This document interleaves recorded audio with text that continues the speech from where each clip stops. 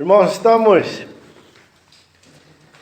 tratando aqui na carta de Paulo aos Efésios deste tema. E as últimas vezes que falamos, que compartilhamos, temos compartilhado algumas coisas mais práticas, né? Que estão aqui neste desejo, né, de Deus para o seu povo.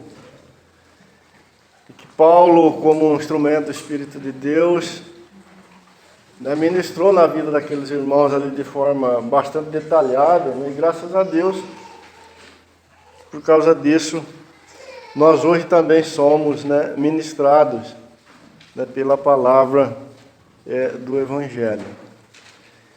E nós vimos, já olhando para essas coisas mais práticas, né, que aquilo que Paulo chama aqui de andar digno não é outra coisa senão implantar, né, ou infundir na vida da igreja o próprio Filho de Deus. Aquilo que Paulo chama aqui, né, de o homem novo. O homem criado à imagem e semelhança de Deus, anunciado, né, ali em Gênesis, quando Deus dá início a esta obra maravilhosa. E vimos que todos têm uma participação importante nesse trabalhar do Espírito de Deus na igreja. Vimos que não é uma obra automática, não é algo que Deus faz sozinho. Deus quis conduzir, né, os seus amados à estatura de varão perfeito, à perfeita varonilidade, contando com a participação, né, de todo aquele que Ele resgata em Cristo Jesus. E temos visto algumas coisas que envolvem a dinâmica disso, né? Pois ninguém está de fora, né? Todos receberam uma medida, e Paulo chama aqui de justa medida, e ela deve ser colocada, né, em ação. Ou seja, a obra ela é corporativa, ela é o corpo, né, com todos os seus membros interagindo. E é desta forma que o homem novo vai sendo, de fato, né, formado na vida dos santos. E ao mesmo tempo o velho homem, né, aquele que não tem lugar diante de Deus, que foi crucificado, que foi rejeitado, ele vai sendo denunciado. Ele vai, como Paulo disse ali aos Colossenses, o Celso leu hoje essa escritura, né? Ele vai sendo mortificado, né, com as suas obras, com seus feitos, pois ele é rebelde, né, ele é contrário, né, ao Senhor. E nas últimas falas, né, nós olhamos assim de forma bem objetiva para essa dinâmica, né? Vimos que esse andar digno no seu dia a dia, ele exige que cada membro fale a verdade, né, para o outro. E não a nossa verdade, né, mas a verdade em Cristo, ou o próprio Cristo, né, deve ser o nosso falar, para que haja a troca, né, ou para que a verdade de Deus, que é o próprio Senhor, destrua aqueles valores, aqueles padrões, aquelas fortalezas, aqueles sofismas que o velho homem acolheu, né, no seu coração, desenvolveu no seu coração, e que são contrários, né, ao Senhor. Falamos também, né, daquela ira santa que devemos manifestar quando os interesses do Senhor, né, estão sendo de alguma forma afrontados, né? Aquela que o Senhor Jesus manifestou ali no templo, quando viu a casa de Deus transformada num covil de ladrões. Então os interesses, o zelo, né, pelo Senhor, fez com que o Senhor tecesse um chicote, né, um azarrogue, e chutasse as mesas, e derrubasse as mesas, né, e chicoteasse alguns, porque o momento exigia, né? Mas vimos que há se tratando de nós, né, uma dificuldade, mesmo quando esta ira necessária se manifesta, porque se ela não for bem conduzida, se o sol, né, se pôr sobre ela, ela pode se transformar ou nos conduzir a pecados, né, diante do Senhor. Quando temos zelo, né, por aquilo que é do Senhor, devemos, junto com isto, descansar no Senhor, esperar que o Senhor vai tratar de fato das coisas, que só Ele realmente tem condições de fazer isso, né? Depois falamos de não dar lugar ao diabo, né? E sabemos que o diabo, o lugar dele é sempre no pecado, né? E isso, no contexto aí de Efésios 4, está relacionado com esse irai-vos, né? Mas sem pecar. Depois falamos da questão dos que furtavam, né? E que agora não devem furtar mais, né? Mas trabalhar com as próprias mãos, para ter o necessário e também para acudir o necessitado. Vemos que o velho homem é alguém folgado, né? Usamos esse termo. Alguém que vai sempre procurar uma maneira de tirar algum proveito do... E aqui nós estamos falando dos irmãos, né? Paulo não estava escrevendo, vou lembrar os irmãos novamente, ele não estava escrevendo para as vadias, aliás, para os vadios de Éfeso e nem para as prostitutas de Éfeso. Ele estava escrevendo para a igreja de Éfeso, né? E ele disse para os irmãos, aqueles que furtavam, não furtem mais. Agora trabalhem, né? E com o seu próprio trabalho tenham o necessário e também possam ajudar os necessitados. Depois vimos a questão da linguagem, né? Não saia da vossa boca nenhuma palavra torpe, mas apenas que edificam. Outro aspecto muito importante e que tem um poder muito grande, né? E que foi completamente deformado pelo pecado. O homem caído, ele tem uma linguagem maligna, né? Foi o diabo que ensinou essa língua para ele, né? Mas o Senhor Jesus falou de uma outra maneira. E falou de forma poderosa e muitos deram testemunho dele, dizendo que nunca ninguém havia falado daquele jeito. E certamente nunca, né, um homem tinha falado como ele sobre esta terra. Depois falamos do não entristecer o Espírito de Deus, Espírito este que nos selou para o dia da redenção. Então o nosso trabalho na casa de Deus tem em vista preparar os santos para o dia da redenção. Ou seja, vestir a noiva, né, com vestes de linho finíssimo, né, para aquele dia maravilhoso que o Senhor tem preparado, né? Então hoje nós vamos dar sequência. Queria aí que os irmãos não tivessem a Bíblia aberta, né, Efésios capítulo 4. Nós vamos ler o versículo 31 e 32.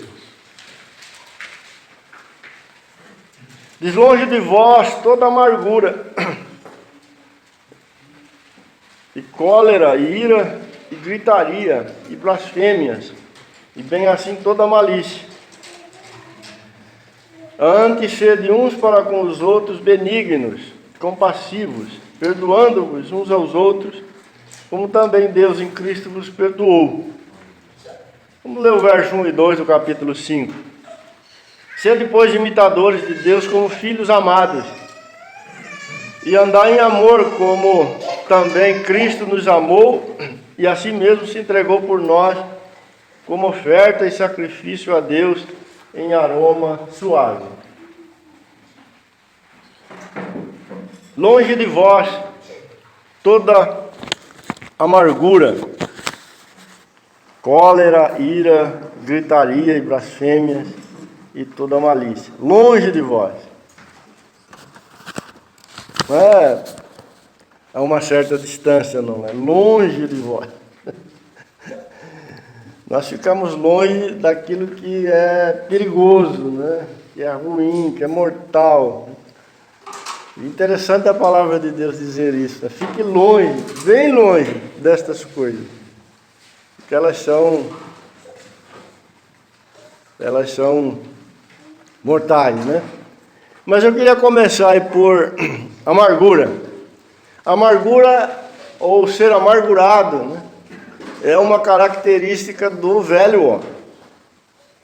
Eu queria que alguém abrisse em Romanos 3 e lesse o versículo 14 para todos nós, hein?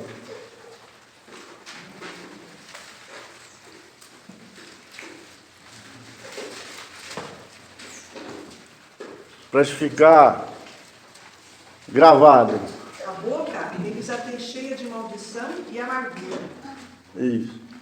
O texto aí está falando do homem caído, né? Paulo está descrevendo o homem caído, o homem pecador, o homem separado de Deus. O velho homem, aquele que precisa ser denunciado, aquele que precisa ser despido, né? Aquele que não tem lugar diante de Deus, aquele que foi posto em Cristo na cruz para morrer, aquele que não vai herdar o reino de Deus. Então este homem aí tem a boca cheia de amargura. Ele é um amargurado.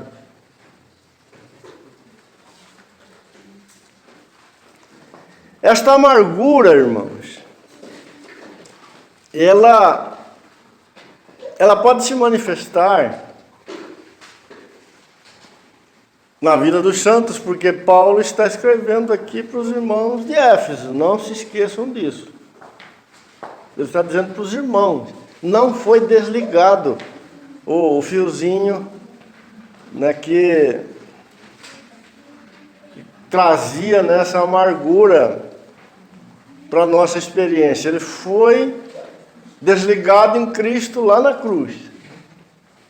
Mas o velho homem está ainda ativo e ele precisa ser desabilitado, né, por obra e poder do Espírito Santo na nossa vida diária, prática. É disso que estamos tratando aqui.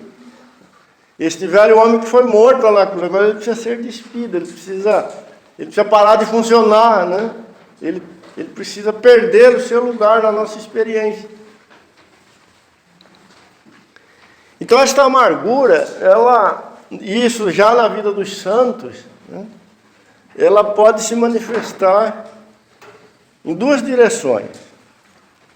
Ela pode estar relacionada ou dirigida aos irmãos. Alguém pode se tornar amargurado em relação aos irmãos. E alguém pode se tornar amargurado em relação ao próprio Senhor. Então nós vamos hoje olhar para esses dois pontos.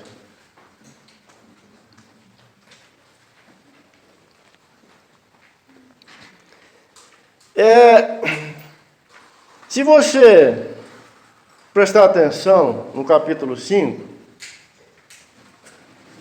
aliás, no versículo 32 do capítulo 4,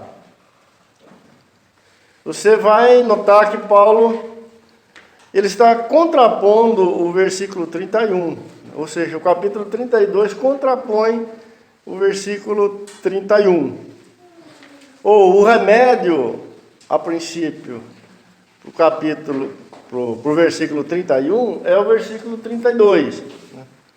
Ou a atitude, o coração que o Filho de Deus deve ter, está no versículo 32. Agora, o coração, a atitude que deve ser deixada para trás, está no versículo 31. No versículo 31 você tem o velho homem, no versículo 32 você tem o novo homem. Né? Então o versículo 32 diz: antes, sede uns para com os outros benignos, compassivos, perdoando-vos uns aos outros, como também Deus em Cristo vos perdoou. Então, o contrário de viver amargurado, ou o remédio, né, para o amargurado, está aí no versículo 32. E o que nós temos no versículo 32? Perdoai-vos uns aos outros, como Deus em Cristo vos perdoou.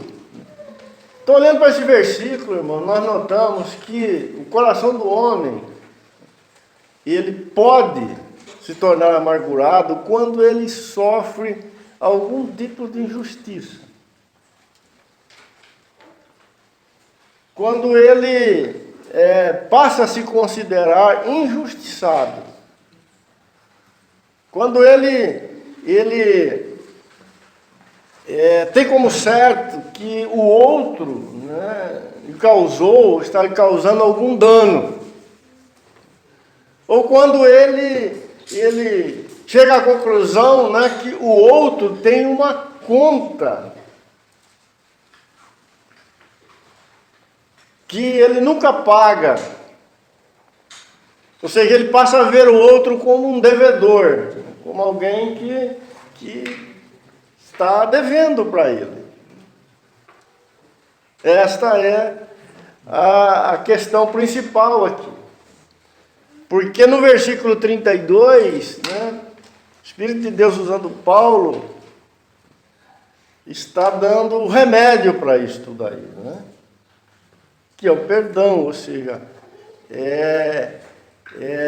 aquela atitude onde o injustiçado, né, decide desconsiderar o prejuízo, o dano sofrido. Então guarde isto, querido. O que pode tornar o coração de um homem amargurado é essa conclusão, né, que ele chega que o seu semelhante está sendo injusto para com ele. E se tratando aqui, lógico, dos filhos de Deus, Paulo está escrevendo para a igreja, essa questão pode estar presente, né, na casa de Deus. Então, o amargurado aqui é alguém que desenvolve, né, um profundo rancor por aquele que ele considera o seu algoz, né? É alguém que se torna rancoroso. É alguém que fica amargo, né, em relação àquela pessoa que ele está vendo dessa forma. E aí, na sequência, vem a cólera, né? Que não é difícil a gente entender o porquê. Aquele irmão, se eu pegar ele, quando eu pegar ele. Depois a ira.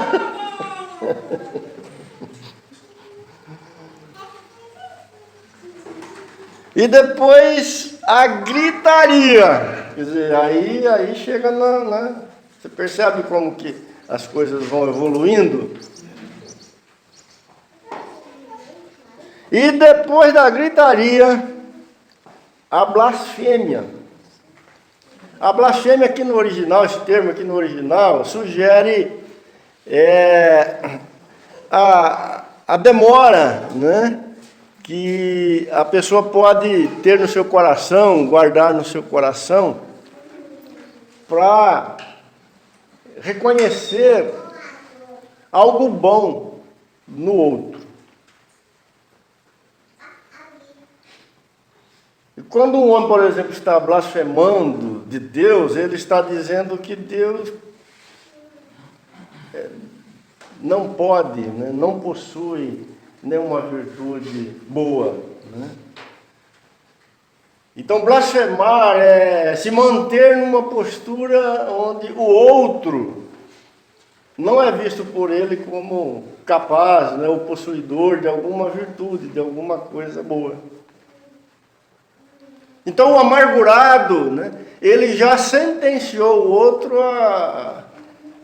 a nada, né? O outro é uma fonte de escória, de lixo, né? Para ele já está, é carta fora do baralho.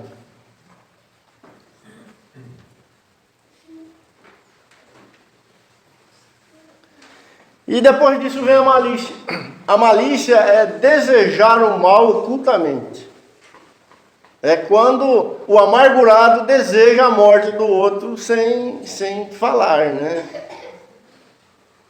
Seria interessante se hoje ele fosse atropelado.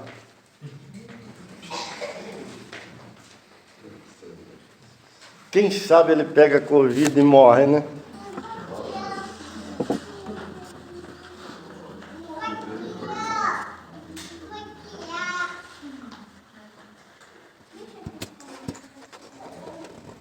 Já pensou, irmãos? A convivência entre duas pessoas com todas estas coisas no coração. Paulo está escrevendo isto para a igreja, os irmãos. O velho homem é esse aqui que Paulo está descrevendo. Ele é esse cara aí amargurado. A irmã leu o texto, a boca dele está sempre cheia de amargura, ele é uma fonte de amargura.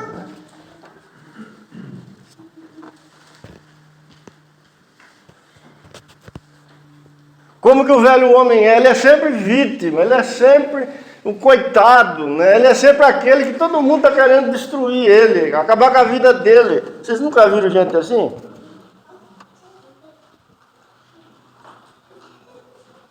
Ele o mundo inteiro está contra ele. O pai, a mãe, os filhos, a mulher, o cachorro, o gato, todo mundo está contra ele, porque ele tem a boca cheia de amargura.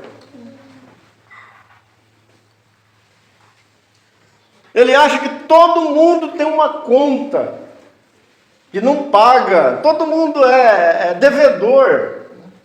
E ele está sempre exigindo, sempre querendo pagamento, ele está sempre cobrando. Mas o novo homem não é assim. E esse andar digno na casa de Deus, esse andar em Cristo, coloca para morrer, porque ele já foi morto na cruz.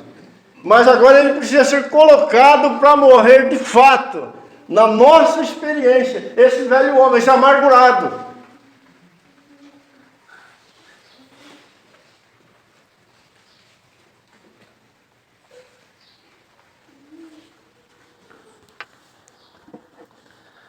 Esse amargurado, né, ele é alguém que está frustrado com o outro.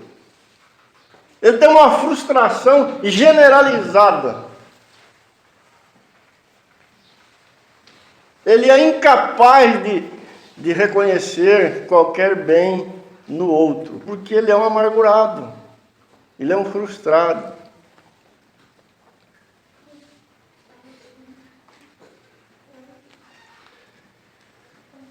Mas o novo homem é chamado para andar, né, nas pegadas do Filho de Deus. E nós sabemos como o Senhor Jesus andou.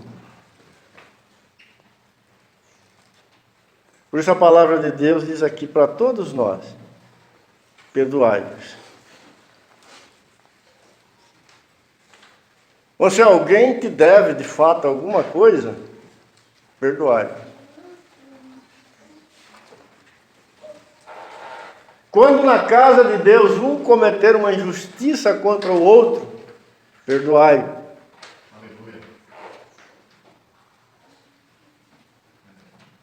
Quando na casa de Deus um membro não corresponder com a expectativa do outro, perdoai.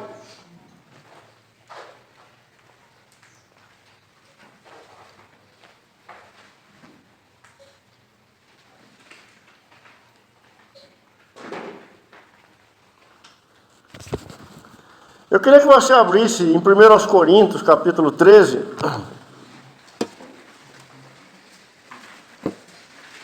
Veja o que a palavra de Deus diz a nós.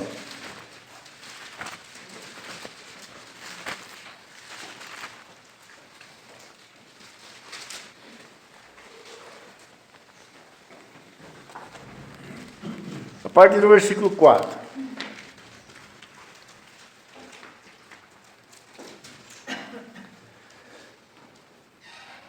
Se você ler o versículo 1, Paulo diz para os irmãos: eu passo a mostrar-vos ainda um caminho sobremodo excelente. Esse é o caminho digno do Senhor. Né? E no versículo 4, depois dele ter dito, né, que esse caminho é alimentado pelo amor de Deus,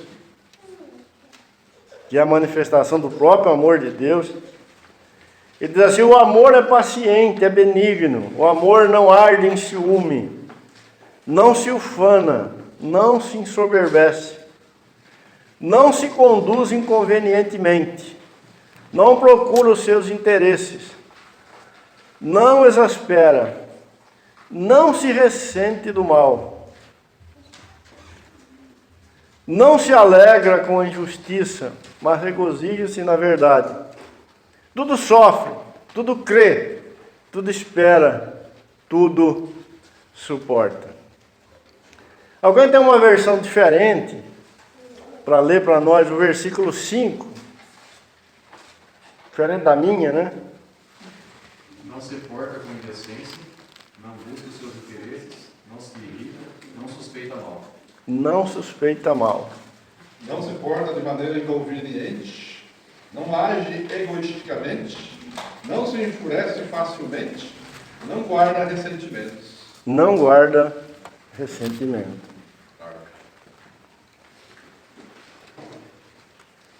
Olha o que a palavra de Deus está propondo para nós, irmão. Este aí é o caminho. O Senhor Jesus, em Filipenses capítulo 2,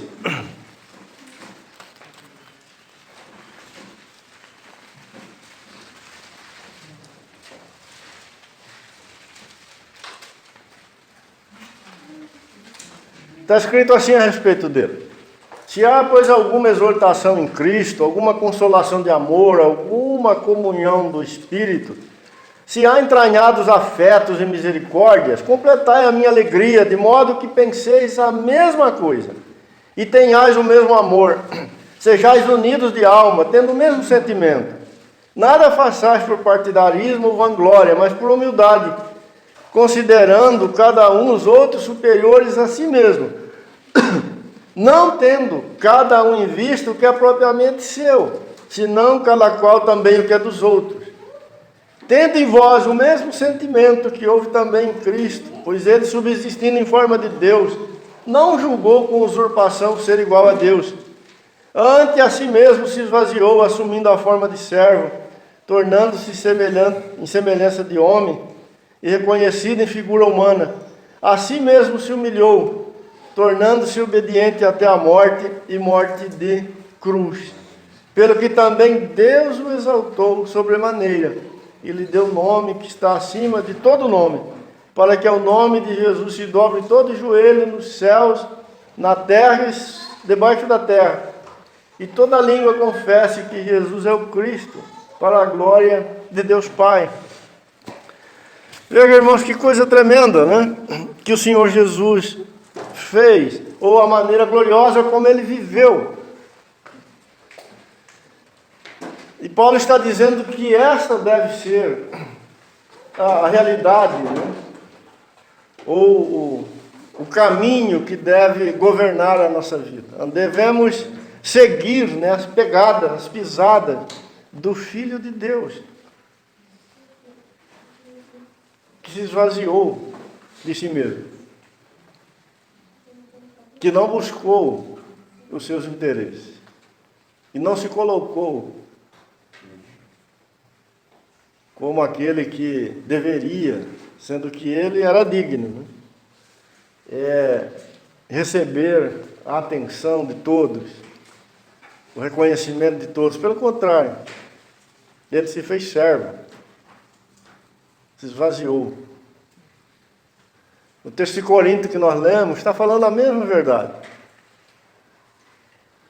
Como que são as entranhas de Deus, né? Porque Deus é amor. Deus não se ressente do mal, não se porta de maneira inconveniente. Tudo crê, tudo espera, tudo suporta.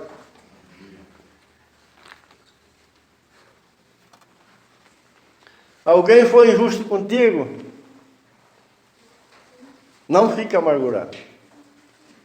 O velho homem, ele fica amargurado sempre. A boca dele está cheia de amargura. Mas os filhos de Deus só têm uma opção: perdoar.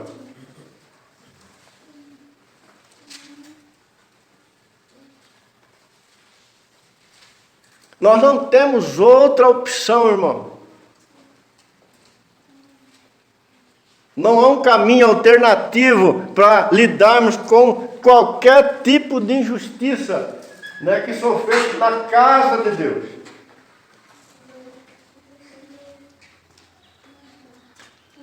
Sabe como o Espírito de Deus vai tirar o velho homem de você e te vestir com um novo homem? Muitas vezes te colocando nesta situação. E você será demandado de você o andar nesse caminho, ou senão você vai viver amargurado.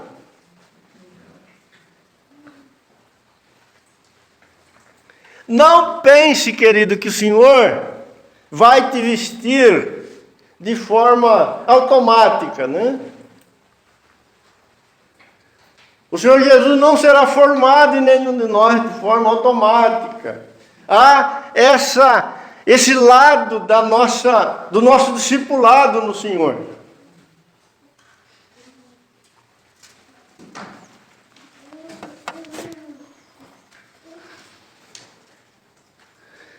Provavelmente é por isso que o Senhor deixa alguns filisteus, alguns amorreus, alguns jebuseus, no meio do povo dele. É para isso. Eles vão ser sempre injustos. Sempre vão ficar devendo para você.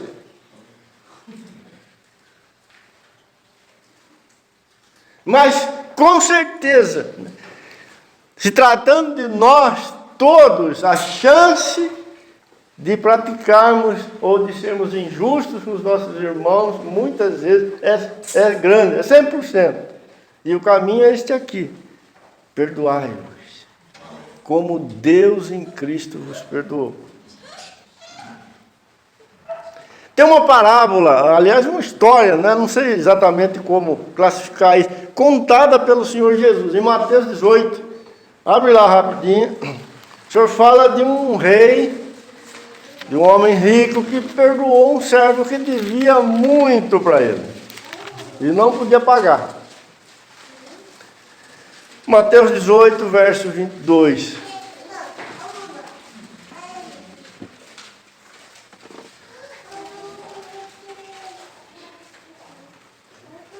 Vamos ler do versículo 21 em diante. Então Pedro, aproximando-lhe, perguntou: Senhor, até quantas vezes meu irmão pecará contra mim e eu lhe perdoe? Até 7 vezes? Respondeu-lhe Jesus: não te digo que até 7 vezes, mas até 70 vezes 7.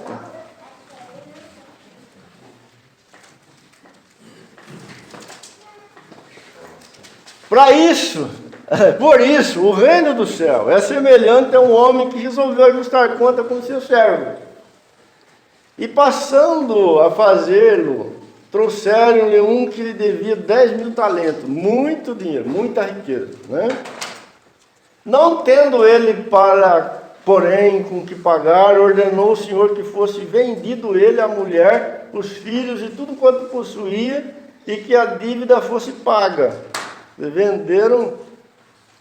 Ele foi vendido, a mulher, os filhos, tudo que ele possuía, para pagar a dívida. Então o servo, prostrando-se reverente, rogou: sê paciente comigo, tudo te pagarei. E o senhor daquele servo, compadecendo-se, mandou embora e perdoou-lhe a dívida. Não é necessário explicar aqui, né, que esse servo aí somos todos nós, certo? Ninguém tem dúvida disso? Então tire o servo e coloca o seu nome aí, né? Saindo, porém, o Valdeci encontrou um dos seus conservos que lhe devia 100 denários. E prontamente lhe perdoou. Foi isso que o Valdeci fez? Não. Agarrando-o, sufocava, dizendo: paga-me o que me deves. Então o seu conservo, caindo-lhe aos pés, implorava: sê paciente comigo, te pagarei. Ele, entretanto, não quis. Antes, indo-se, lançou-o na prisão até que saldasse a dívida. Vendo os seus companheiros o que se havia passado, entristeceram-se muito e foram relatar ao seu senhor tudo o que aconteceu. Interessante esses companheiros aqui, né? Eles ficaram tristes. Veja que os companheiros aqui têm uma responsabilidade e foram relatar ao seu senhor. Então o seu senhor, chamando-lhe, disse: servo malvado, perdoei-te aquela dívida toda, porque me suplicaste. Não devias tu igualmente compadecer-te do teu conservo, como também eu me compadeci de ti? E indignando-se o seu senhor, o entregou aos verdugos, até que lhe pagasse toda a dívida. Assim também meu Pai Celeste vos fará, se do íntimo não perdoardes cada um a seu irmão. Então, na casa de Deus, irmãos, no corpo de Cristo, é o lugar de crescermos no perdão de Deus. Porque nós estamos em Cristo. Então é algo inaceitável. Não pode ser visto por nós de maneira nenhuma como algo normal.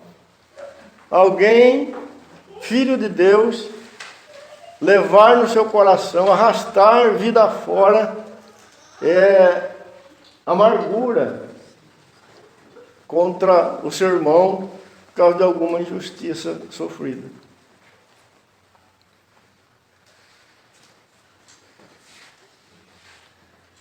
E veja o papel dos companheiros. Aqui, né,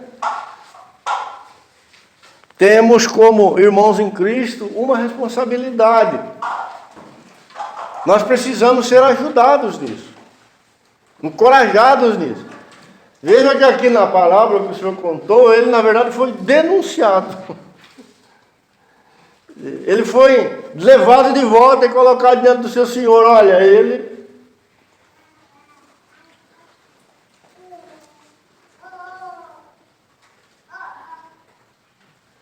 Então a palavra de Deus manda, né, que nós nos exortemos mutuamente cada dia, para que o engano do pecado não endureça o coração de nenhum de nós.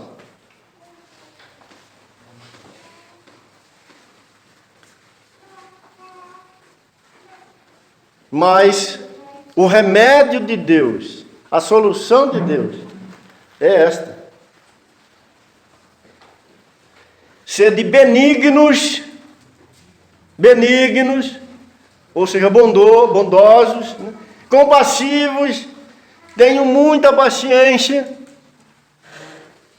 e cheguem ou caminhem até o perdão entre vocês, ou de uns para com os outros, como também Deus em Cristo vos perdoou. Ele não perdoou pela metade. A palavra de Deus diz que o Senhor perdoa e esquece para sempre os nossos pecados.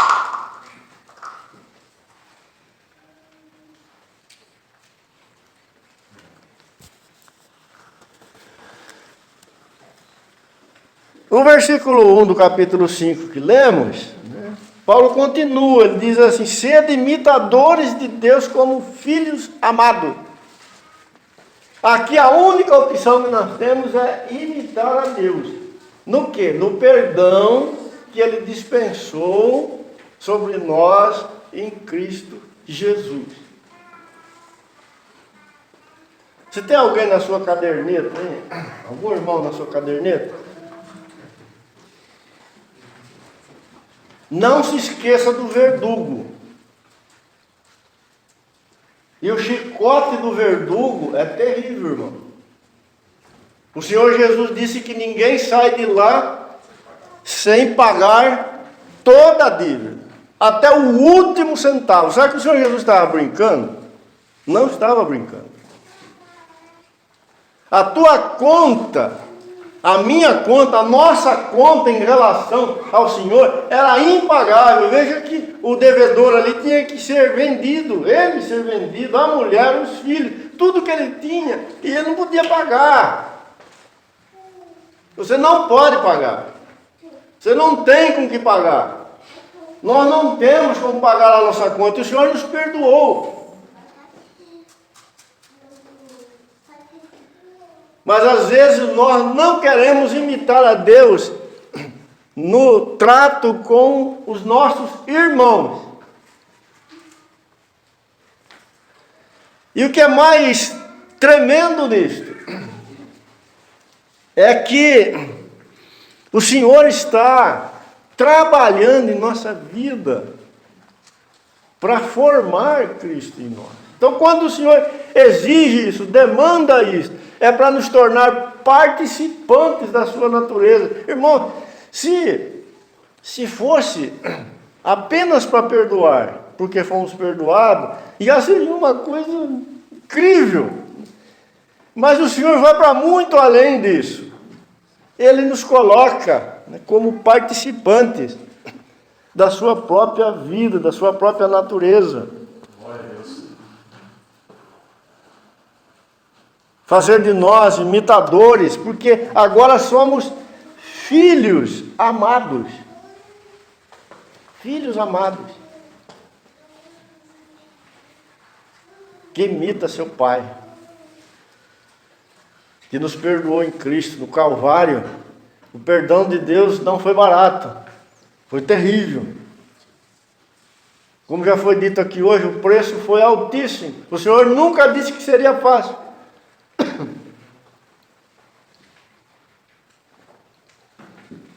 Eu perdoei, irmão, foi tão fácil, não custou nada. Mentira, você não perdoou. O perdão vai remexer o seu ventre. Para você perdoar alguém, você vai urrar de dor. Você vai morder poste na rua para perdoar o teu irmão, porque é difícil, irmão. Para Deus nos perdoar, foi necessário o Calvário.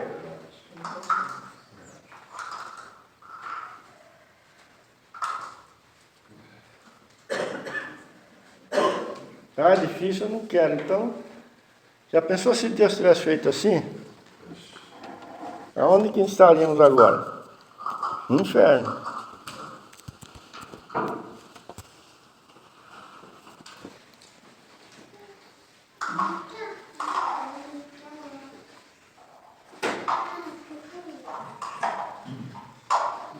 Versículo 2: andai em amor, como também Cristo nos amou e assim mesmo se entregou por nós, como oferta e sacrifício a Deus em aroma suave. Este é o preço para perdoar o irmão. Você precisa virar uma oferta. E sabe o que faziam com a oferta? Colocavam ela no altar e colocavam fogo. Ela virava fumaça. Aí fomos perdoados, porque alguém virou fumaça, irmão. Alguém foi feito holocausto. Alguém foi consumido. Esse é o preço para andarmos juntos diante do Senhor. Não é o churrasco que vai manter a nossa vida junto. Não é o nome que está escrito num prédio. Ou a gravata de quem prega aos domingos. O povo de Deus vai viver na terra como o povo de Deus quando os filhos de Deus andarem nas pegadas do Senhor Jesus, como o apóstolo Pedro disse na sua primeira carta, capítulo 2, versículo 21. E o Senhor se fez oferta da parte de Deus para nos perdoar.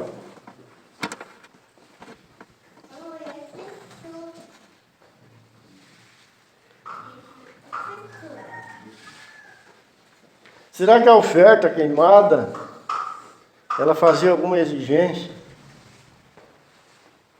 Ela colocava alguma condição? Ela tinha alguma expectativa? Eu só aceito ser queimada se a fumacinha for conduzida para o norte, para o sul. Será que era assim?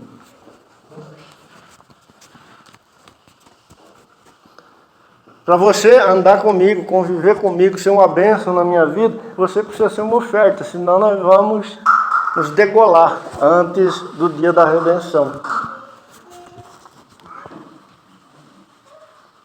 Você topa?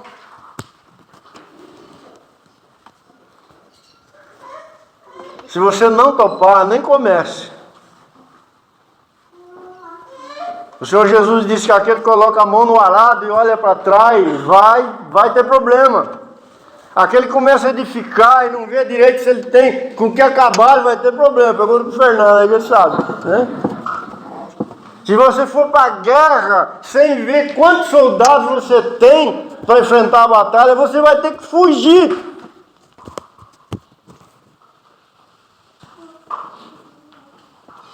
Aqui estou eu sou do Senhor, mas você quer ser uma oferta para ser um com o seu irmão? Ah, eu não quero.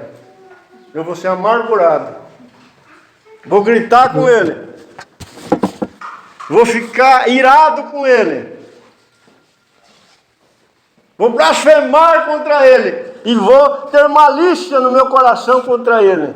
Este não é Jesus. Este é o diabo.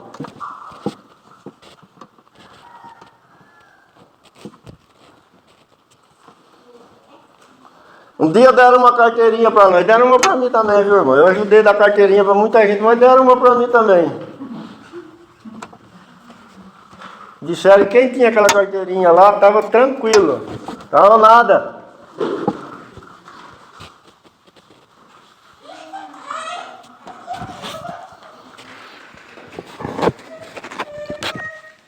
Este andar em amor, ele é a manifestação, né, do Calvário, agora na vida dos filhos de Deus. Paulo, ele dá o grande exemplo.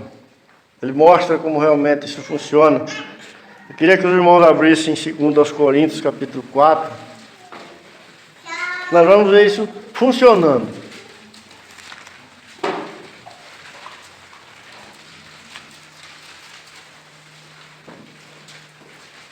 A partir do versículo 7. Só um detalhe aqui. Paulo, ele pregou, anunciou o evangelho para os irmãos ali em Corinto. Serviu os irmãos, se desgastou, pagou um alto preço para repartir para anunciar o Evangelho de Jesus Cristo àqueles amados. Eles foram salvos, eles foram agraciados por Deus, se tornaram filhos de Deus e começaram a vida, a caminhada deles no Senhor de forma maravilhosa, né? Mas depois de um tempo, eles começam a manifestar desprezo pelo apóstolo Paulo. Passaram a dar preferências para outros, que Paulo chama de falsos apóstolos. E chegaram ao ponto, né, de um profundo desprezo mesmo pelo irmão Paulo. Trataram ele de forma muito injusta. Deixaram ele passar necessidade no meio deles. Enquanto que os falsos apóstolos eram assistidos por eles, cuidados por eles, honrados por eles. Chegaram a dizer que Paulo, a presença de Paulo era desprezível no meio deles. Pense nisso, amado. E Paulo era um homem que amava desesperadamente aqueles irmãos. Ele disse: eu estou pronto, não só para servir vocês, mas também para dar a minha vida por vocês. E eles dizendo: olha, Paulo é desprezível. Quando ele vem de longe, ele fala forte, fala alto, mas quando ele vem aqui no nosso meio, ele tem uma palavra desprezível, ele é fraco. Paulo tinha todos os motivos do mundo para ficar amargurado, para blasfemar, né? Para ficar irado, para ficar encolarizado, né? Com aquela situação ali na vida dos irmãos. Mas veja o que Paulo fez. Versículo 7. Temos, porém, este tesouro em vaso de barro, para que a excelência do poder seja de Deus e não de nós. Em tudo somos atribulados, porém, não angustiados, perplexos, porém não desanimados, perseguidos, porém não desamparados, abatidos, porém não destruídos, levando sempre no corpo o morrer de Jesus, para que também a sua vida se manifeste em nosso corpo. Porque nós que vivemos somos sempre entregues à morte por causa de Jesus, para que também a vida de Jesus se manifeste em nossa carne mortal, de modo que em nós opera a morte e em vós a vida. Aqui está um homem andando nas pegadas do Filho de Deus. O que ele recebeu dos irmãos de Corinto? Injustiça, ingratidão, desprezo. O que ele devolveu? Uma oferta, um sacrifício agradável a Deus. Ele preferiu em Cristo abraçar a cruz. Ele se colocou ou estava debaixo de uma sentença de morte, ou se entregava à morte, para que a vida de Jesus pudesse se manifestar através dele. Ele diz: eu experimento a morte, mas vocês a vida. Amados, aqueles irmãos de Corinto, Paulo disse que eles não estavam vivendo como homens espirituais, mas como homens carnais. O caminho deles era segundo o velho homem. O que Paulo devolve? A vida de Cristo. O que Paulo manifesta? O novo homem. O que Paulo faz?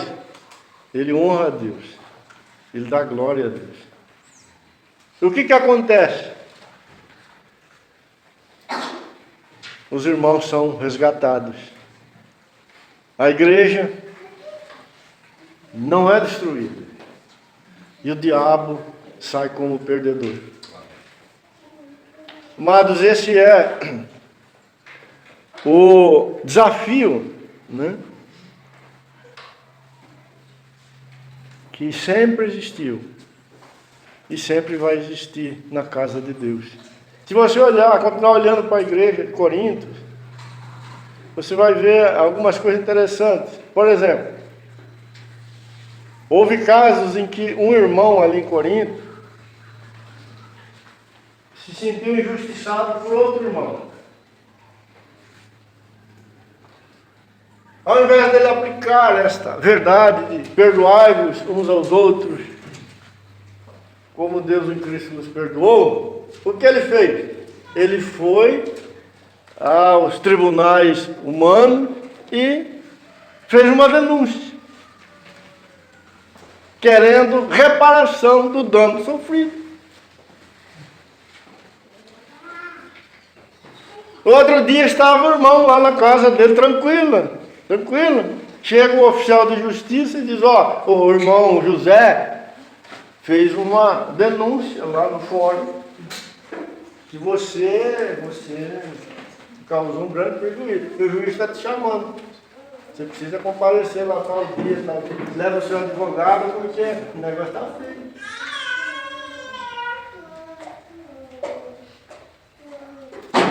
O que fez a denúncia estava amargurado, irado.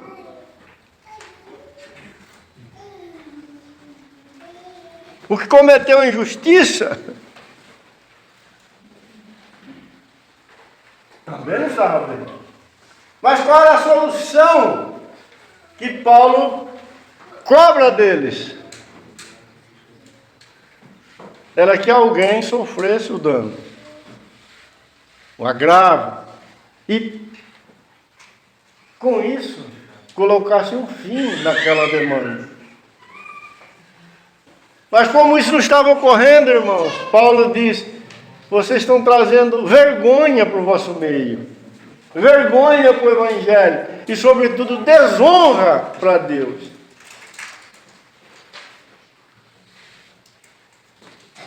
Às vezes, querido, as nossas demandas, elas não são tão, vamos colocar assim, tão grandes, né? Que levamos para a justiça. Mas isso não importa. Se guardamos algum tipo de demanda no nosso coração, se temos alguma dívida contra o irmão que não perdoamos, se algum tipo de prejuízo supostamente sofrido por nós está amargurando o nosso coração, esta é a nossa realidade. E o Senhor nos chama para a única atitude que nela o Senhor tem prazer, a mesma que Ele mesmo, o Senhor, aplicou na sua vida. Que é mais ou maior injustiça do que aquela que nós cometemos contra o nosso Deus? Você tem noção do tamanho da tua ofensa? Cantamos uma música que diz que nunca vamos saber o preço do nosso pecado. Nunca vamos saber. Mas aquele que nós ofendemos ao extremo, nos perdoou em Cristo Jesus.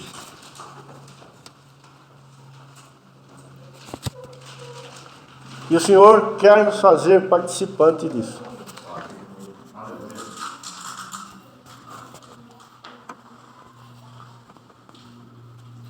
Aqui está o serviço dos santos, irmão.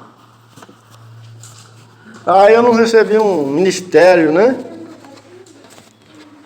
Não sou apóstolo, não sou evangelista, não sou mestre, não sou pastora, não sou missionário, não sou não sei o quê. Não, Deus te chamou para perdoar teu irmão. Servir os santos com isso. E se você fizer isso, você vai cooperar com a justa medida e edificar a casa de Deus. Amém.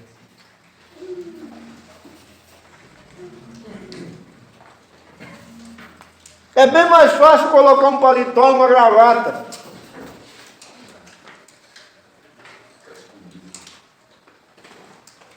do que perdoar o nosso irmão.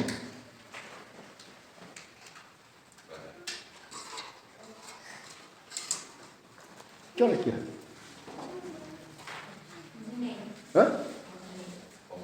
Hoje é para ir até 1h, né?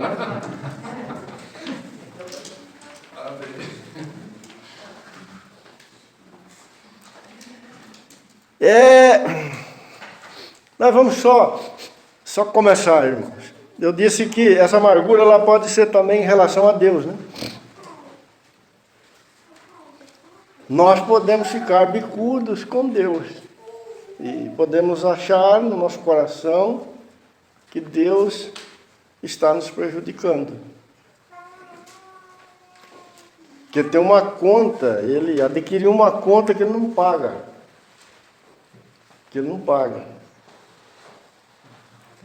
No texto aqui de Efésios 4, há uma relação entre o versículo 31 e 32 nessa linha, nessa sequência aqui, que estamos vendo até aqui. Mas a palavra amargura, em outras escrituras, ela tem outro significado. Ela também coloca essa situação em relação a Deus. Aqui no texto, nós vemos isso de uma forma mais sutil, mas também está presente. Observa que Paulo, no versículo 30, ele disse para não entristecermos o Espírito de Deus, no qual fomos selados para o dia da redenção. No versículo 27, Paulo fala que não devemos dar lugar do diabo.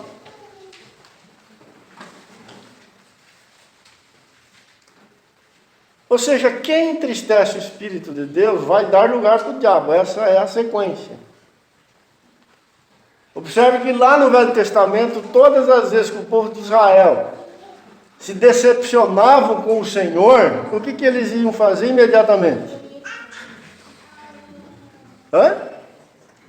Ídolos.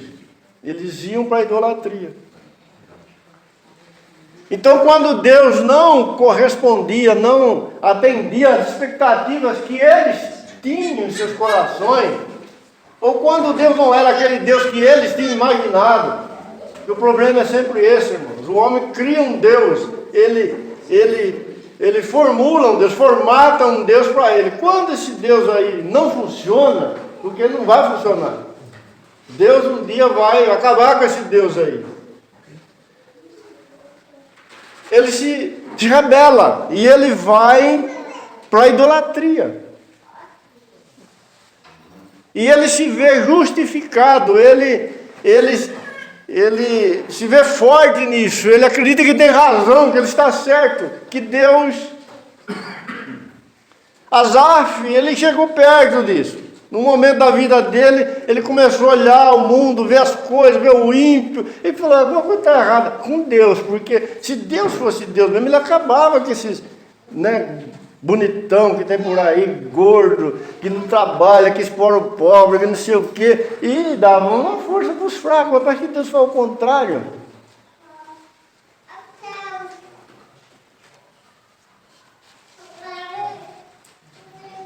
No capítulo 12 do livro de Hebreus,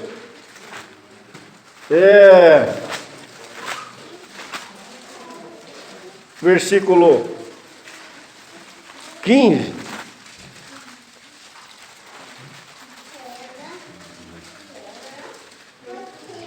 o apóstolo que escreveu a carta, nós não sabemos quem foi, bom, aí não sabemos se foi o apóstolo também, né, mãe? Diz assim, atendendo diligentemente, porque ninguém seja faltoso, separando-se da graça de Deus, e nem haja amargura de raiz, aliás, nem haja alguma raiz de amargura, que brotando vos perturbe, e por meio dela muitos sejam contaminados. Aqui está a outra face dessa questão da amargura ou do amargurado. O irmão que escreveu esta carta, ele está olhando para Deuteronômio 29, é onde aparece naquele momento em que Deus faz aliança com Israel, ou amplia, vamos dizer assim, a aliança dele com Israel. Entre as várias coisas que Deus fala ali com os filhos de Israel, nós vamos ver isso depois, com calma, um outro dia. Ele vai dizer para nunca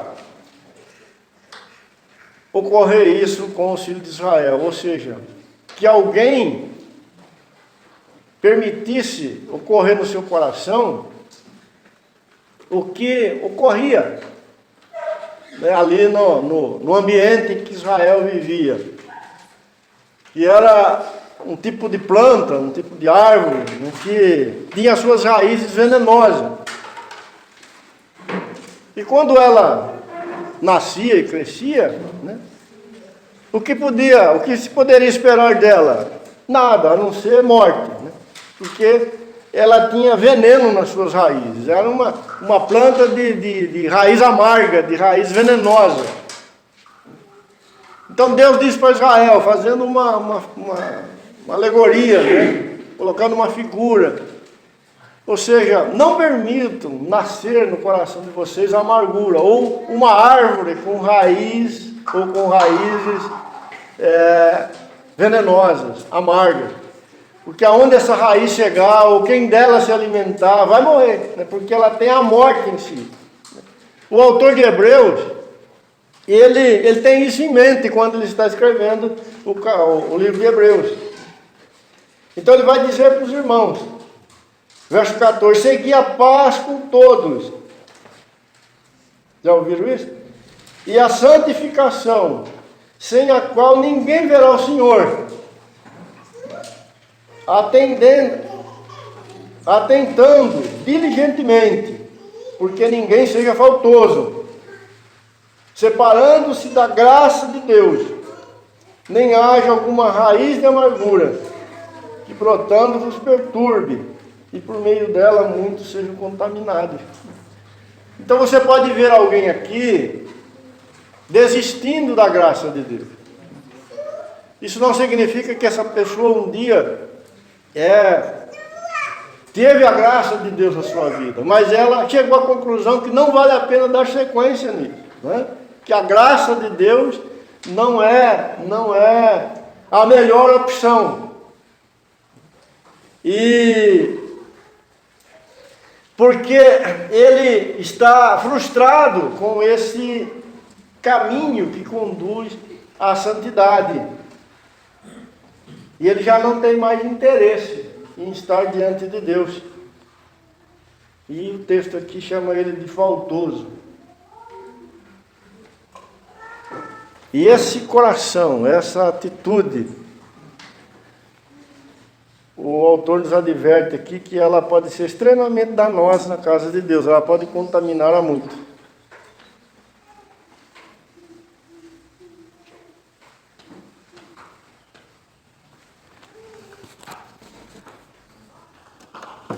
E Deus tem um remédio para isso, né?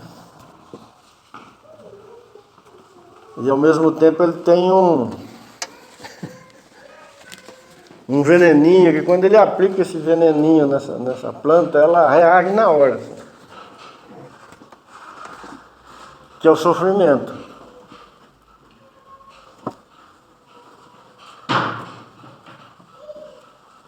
Tem algumas coisas que só os regenerados têm graça, têm coração para receber, para acolher. Quem não estiver de fato em Cristo, não vão corresponder, vão fugir. Lá com Israel não foi diferente. Deus teve os seus meios, né? E as árvores amargas, ou aqueles que tinham essa raiz de amargura em relação a Deus, surgiram rapidinho. Mas aí os filhos de Deus, eles precisam ter uma postura em relação a isso. Porque essa raiz de amargura pode contaminar muitos. Pode envenenar muitos outros. Numa próxima oportunidade, irmãos, querendo o Senhor, aí nós vamos com calma, né? ler alguns textos que tratam dessa questão. Porque o Senhor vai nos conduzir nisso aqui também.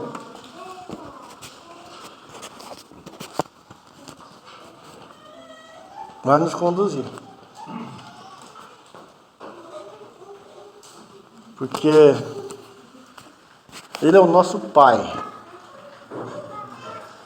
e que corrige todos os seus filhos, para que todos se tornem participantes da sua santidade, da sua natureza, da sua própria vida. Amém, querido? Nosso Pai, te louvamos por este dia, Senhor. Te louvamos por Tua palavra, Senhor. Te louvamos por Tua misericórdia e graça. Todas estas riquezas que fluem do Senhor em Cristo, sejam para a glória do Teu santo nome, Senhor, em nossas vidas.